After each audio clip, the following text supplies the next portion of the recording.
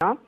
Pero bueno, estamos como muy agradecidos de que haya podido salir y estamos también como muy contentos de que pudiera por fin haberse concretado este anhelo. Los otros días hablaba con Betty de Sí, Dios a propósito de la presentación de este libro que forma parte de las actividades del proyecto de investigación Memorias y Prácticas Educativas, y ella me hablaba de la finalidad educativa que tiene, ¿no? El libro, sí. y me señalaba que aun cuando lo han pensado para estudiantes, para niños, en realidad es una literatura para todos, nos decía. Sí. ¿Cómo trabajó y en qué consiste el libro? ¿Cómo son los cuentos? ¿Cuál es la temática? Bueno, en realidad es así, la narrativa no tiene edad, digamos, uno puede destinarla a una franja etaria, pero la literatura y la narrativa en realidad es para todo público, para todos aquellos a quienes les interese la lectura.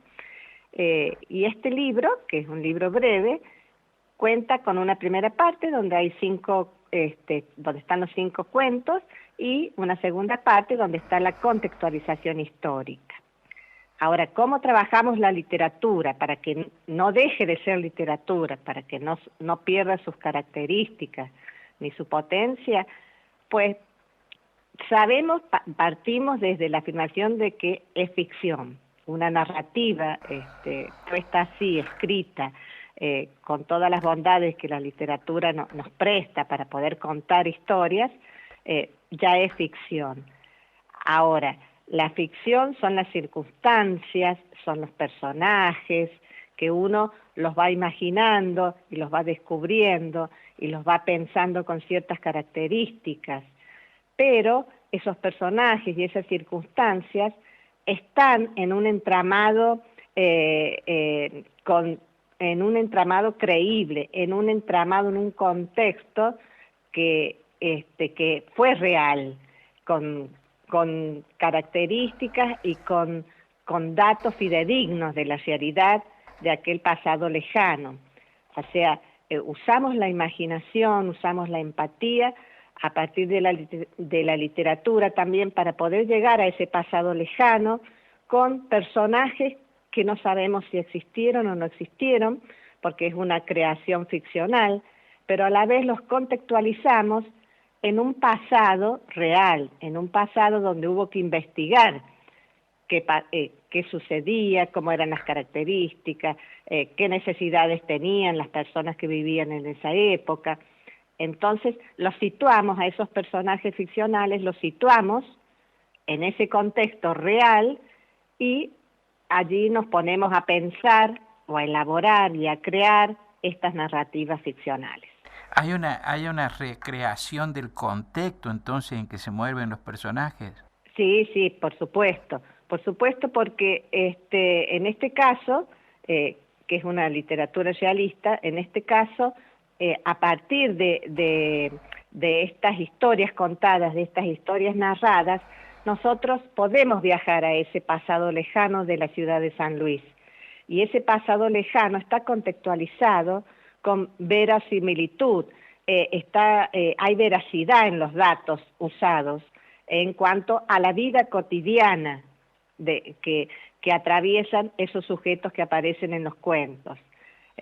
Porque aclaro que nosotros también en el proyecto de investigación nos posicionamos en la enseñanza del pasado a partir de la vida cotidiana, porque la vida Mm, cotidiana encierra todos los planos de complejidad de la realidad. claro. Está atravesada por lo cultural, por lo social, por lo emocional, por lo espacial, por lo temporal, por lo político y también por el plano de las mentalidades. Entonces, no es algo sencillo la vida cotidiana, es una cuestión muy compleja y es una puerta de entrada muy potente para que niños y niñas y adolescentes puedan ingresar a esos tiempos lejanos que uno no vivió, que no tienen referentes que les puedan haber contado en la actualidad y que tampoco existen como huellas arquitectónicas o mucha documentación sobre esa época.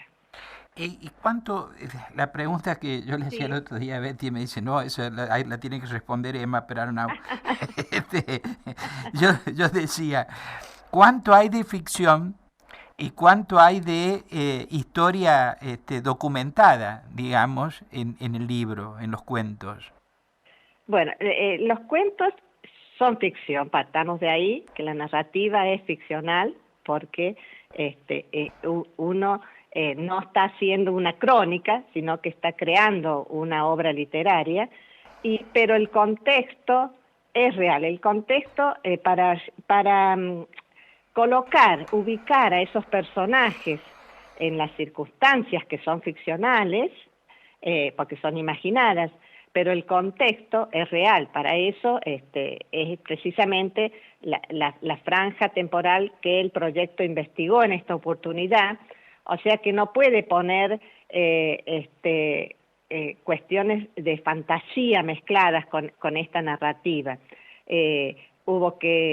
Hay datos, hay nombres de cuestiones espaciales, temporales, de la flora, de la fauna, de las costumbres, que son datos fidedignos, traídos de Ujú. investigaciones.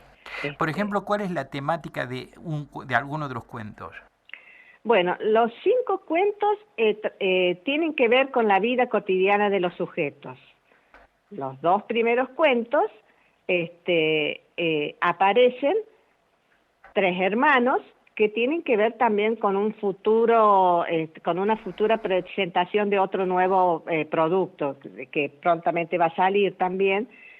Y, este, y todos tienen que ver con esa vida cotidiana, con ese transcurrir en las primeras décadas acá, en eso de tratar de emplazar una ciudad y tratar de vivir el día a día y las ocupaciones de la chacra y las cuestiones para alimentarse, las costumbres religiosas, las necesidades por las que atravesaban las familias, y bueno, y ahí se van construyendo como narraciones o relatos de ciertos personajes donde se exponen sus sentimientos, donde se exponen también sus intereses.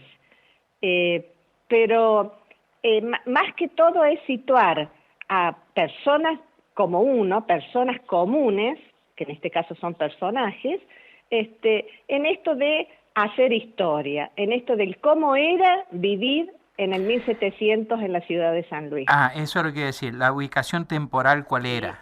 Esa sí. era. La ubicación temporal está absolutamente en todos los cuentos también, Sí, porque hay que dar datos para sí. que los niños y las niñas se ubiquen también, tanto en el espacio como en el tiempo.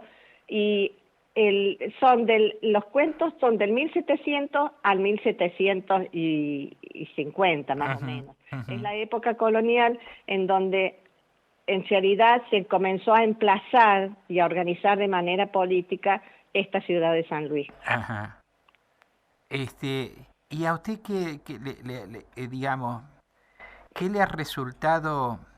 A ver, ¿cómo es la pregunta que quiero hacerle? Sí, Ante las otras producciones suyas y esta, con estas características, digamos, ¿esto le resultó más trabajoso? ¿Cómo fue en relación a la otra producción suya, ficcional también?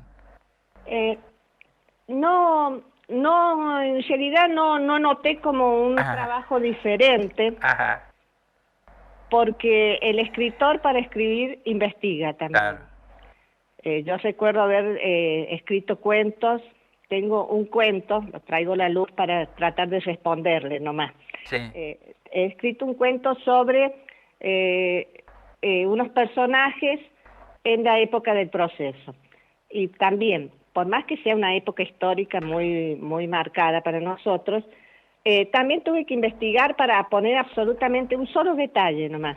ujú, Y ese solo detalle me llevó horas de investigación. claro, Bueno, estos cuentos, por supuesto, tienen un recorrido acompañado en la investigación con el equipo que yo formo parte.